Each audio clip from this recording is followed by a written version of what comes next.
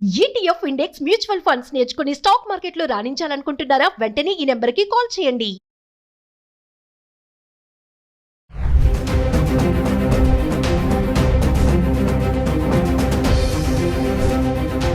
Hi hello నమస్తే, welcome back to Suman TV. ప్రస్తుతం మనతో పాటు ఉన్నారు స్టాక్ మార్కెట్ అనలిస్ట్ సుందరరామరెడ్డి గారు. నమస్తే సార్. నమస్తే అమ్మా. సార్, మరి డొనాల్డ్ ట్రంప్ అమెరికా అధ్యక్షుడు రాజీనామా చేస్తున్నాడని ఒక వార్తలు అయితే వింటున్నాము. ఎందుకంటే ఇమిగ్రేషన్ కానీ, రూల్సే కానీ, డెసిషన్సే కానీ, వలస విధానాలపైన ట్రంప్ వచ్చినప్పటి నుంచి ఈ రోజు వరకు కూడా నిమిషానికి డెసిషన్స్ అనేవి మారుతూ ఉన్నాయి. అన్ని ఫ్లక్చుయేషన్స్ చూస్తున్నాను. బిజినెస్ పరంగా కానీ, ఇటు స్టూడెంట్సే కానీ, జాబ్ హోల్డర్సే కానీ, ఇవన్నీ కూడా. ఒకవేళ నిజంగానే రాజీనామా చేస్తే మరి ఏంటి పరిస్థితి అంటే మీ అనాలిసిస్ లో ఏం చెప్తారు సార్? మళ్ళీ రిజైన్ చేస్తే ఇంతకన్నా డబుల్ మెజార్టీతో ఆయనే గెలుస్తారండి. అపోజిషన్ ఏం లేదు అక్కడ. అలా ఏం లేదు. అసలు రిజైన్ అనేది చేస్తున్నాడు అనేది జస్ట్ రూమర్ తప్ప ఏం లేదండి. గుర్తుపెట్టుకోండి, లాస్ ఏంజల్ టోటల్ పాపులేషన్ వచ్చి 40 lakhs అండి. టోటల్ అమెరికన్ జనాభా 30 కోట్లు అండి. ఏదో ఒక సిటీలో గొడవలు జరిగితే రిజైన్ చేస్తారని అనుకోవడానికి ఏం లేదు. అలాగే దానివల్ల ఏం కాదు ఇది. దానిని కంట్రోల్ చేయడం కోసం చెప్పేసి నేషనల్ గార్డ్స్ని దించారు డైరెక్ట్గా వాళ్ళు. మామూలుగా ఏదంటే అమెరికాలో ఏంటంటే ఈచ్ స్టేట్ ఇండిపెండెంట్ దేశంలాగా అనమాట. ఒకళ్ళ దేశంలో ఒక స్టేట్లో ఇంకో స్టేట్ వాళ్ళు రాకూడదు. అందుకని స్టేట్ వాళ్ళు రిక్వెస్ట్ చేస్తేనే నేషనల్ గార్డ్స్ దిగాలన్నమాట.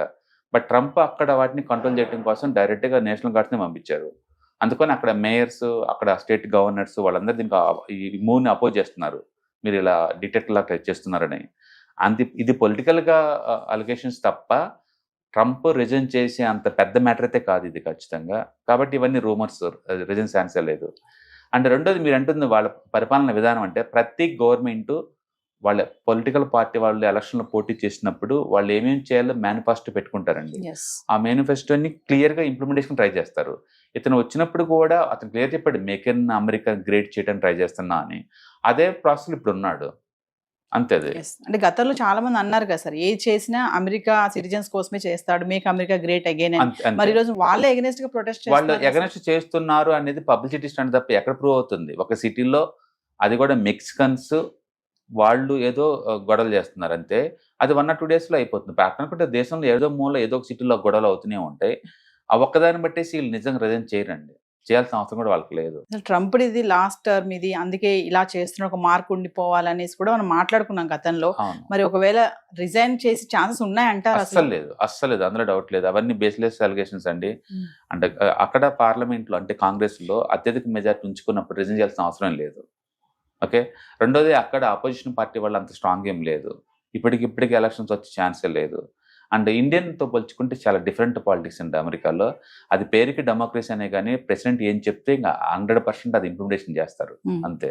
కాకపోతే అక్కడ న్యాయ వ్యవస్థ చాలా స్ట్రాంగ్ ఉంటుంది ఇండియాతో పోల్చుకుంటే.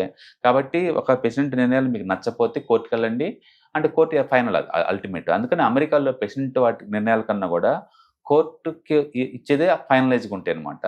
అందుకని చాలా స్ట్రాంగ్ ఉంటుంది. రీసెంట్గా ఇప్పుడు హార్వర్డ్ యూనివర్సిటీ మీద కోర్టుకు వెళ్ళారు, హార్వర్డ్ యూనివర్సిటీ వాళ్ళే విన్ అయ్యారు. అండ్ ఇతర దేశ స్టూడెంట్లకు వీసాలు ఇవ్వద్దన్నారు, వాళ్ళే విన్ అయ్యారు. అందుకే end of the day court ఏం చెప్తే అదే కదా. అందుకని ప్రెసిడెంట్స్ వాళ్ళకి పరిపాలించే క్రమంలో రకరకాల ఆర్డర్స్ ఇస్తూ ఉంటారు. నచ్చిన వాళ్ళు కోర్టుకు వెళ్ళేసి విన్ అవ్వరు. అంటే ఇది క్వశ్చన్ ఎందుకు అడుగుతుంది అంటే సార్, రాజీనామా అనే వార్తలు వస్తున్నాయి కదా, ప్రొటెస్ట్ కూడా చేస్తున్నారు.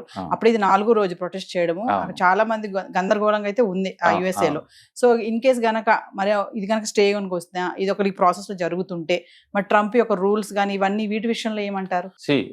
లాస్ ఏంజల్స్ చోట్ల జనాభా 40 లక్షల మంది సచ్చినా సరే ట్రంప్ రిజైన్ చేయడండి. ఈ ఇష్యూ మీద అయితే రిజైన్ చేయడు. వాళ్ళు ఎందుకంటే అమెరికాలో ఇలాంటి అల్లర్లు అనేది క్వైట్ కామన్. అది ఏదో మూల జరుగుతూనే ఉంటుంది. సోషల్ మీడియా కొంచెం ఎక్కువ వచ్చిన తర్వాత ఈ నెగిటివిటీ త్వరగా స్ప్రెడ్ చేస్తున్నారు తప్ప అదర్వైజ్ ఏం లేదండి. దాంతో పోల్చుకుంటే గాజాకలు చూడండి అక్కడ ఎందుకంటే దారుణంగా పడతాయి. అందుకని ఇప్పుడున్న మోడర్న్ సొసైటీలో ఇలాంటివన్నీ కామనే వస్తుంటాయి. అంటే 2-3 రోజుల తర్వాత ఇవన్నీ గవర్నమెంట్ కంట్రోల్లోకి వచ్చేస్తూ ఉంటాయి, మామూలు విషయాలు అనమాట. అందుకని ఇలాంటి చాలా చిన్న విషయాలు, ట్రంప్ రిజైన్ అనేది చాలా పెద్ద విషయం అది. అందుకని జరిగిందని అనుకోవట్లేదు. అంటే ట్రంప్ టారిఫ్ వార్లో ఇప్పుడు ఆల్రెడీ 90 days టైం ఇచ్చారు కాబట్టి ఆ టాక్స్ నడుస్తున్నాయి 1 by 1. చూడాలి ఎలా షేప్ అవుతాయి అనేది. టారిఫ్ అనేది పెద్ద ఇష్యూ వీటన్నిటితో పోల్చుకుంటే. వాటి వల్ల మనం ఏది ఎఫెక్ట్ ఎలా అవుతుందో మనం తెలుసుకోవాలి. అండ్ ట్రంప్ వల్ల అమెరికన్స్ జీవితాలు ఇది ఎఫెక్ట్ అవుతున్నాయి అంటాం అనేది కరెక్ట్ కాదు. ఎందుకంటే అమెరికా వాళ్ళ కోసమే వర్క్ చేస్తున్నట్టు క్లియర్ కనపడుతుంది కాబట్టి ఇప్పటికీ అమెరికా నుంచి ఎక్కువ సపోర్ట్ ఉంది అతనికి. రిజైన్ కాదు, అండ్ రిజల్ట్ అనేది ఏంటనేది మనకు ఎలా తెలుస్తుందంటే, ఒకటి స్టాక్ మార్కెట్ కొలాప్స్ అవుతుంది అనుకోండి, ఓకే గవర్నమెంట్ నచ్చలేదు, స్టాక్ మార్కెట్ ఇన్వెస్టర్లు బయటకు వెళ్తుంది అనుకోవచ్చు. రెండోది ఇన్ఫ్లేషన్ పెరుగుతుంది బాగా, అంటే గవర్నమెంట్ దాన్ని కంట్రోల్ చేయడంలో విఫలమైపోయింది, అందుకని పబ్లిక్ సేవింగ్స్ ఉండలేదు అనుకోవచ్చు.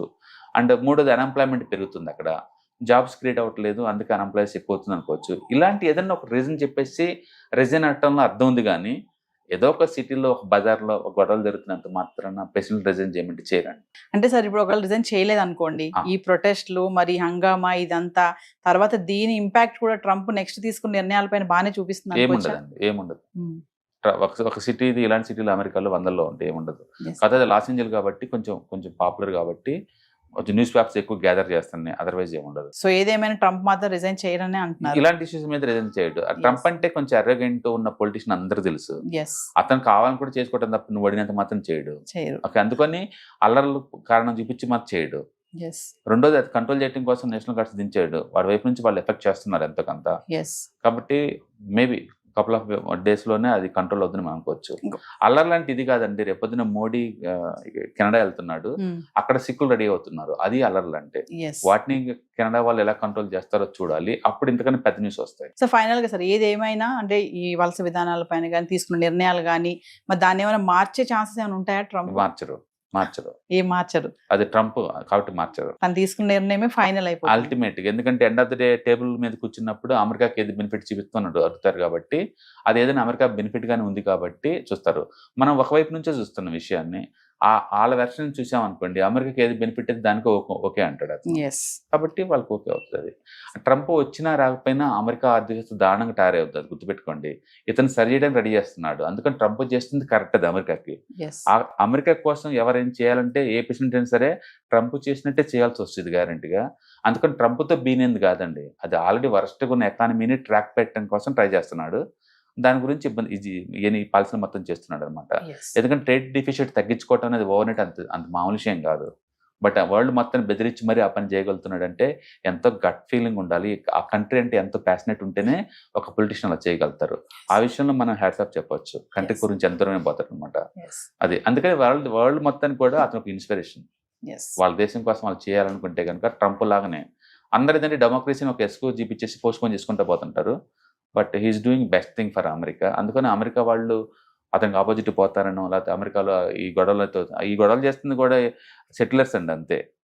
సెటిలర్స్ అది కూడా ఏదైనా సెటిల్ అవ్వాలంటే ఇండియన్ లాగా ఉండాలండి, వెళ్తారు మనీ కోసం వర్క్ చేస్తారు, ఫ్యామిలీ చూసుకుంటారు, అంతవరకు ఉంటారు.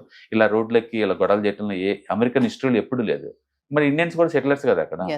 బట్ మిగతా వాళ్ళు ఈ మెక్సికోకి ఎందుకు గొడవలు వస్తాయి అంటే వేరే కంట్రీస్ ఎందుకు వస్తాయో మనకు తెలియదు.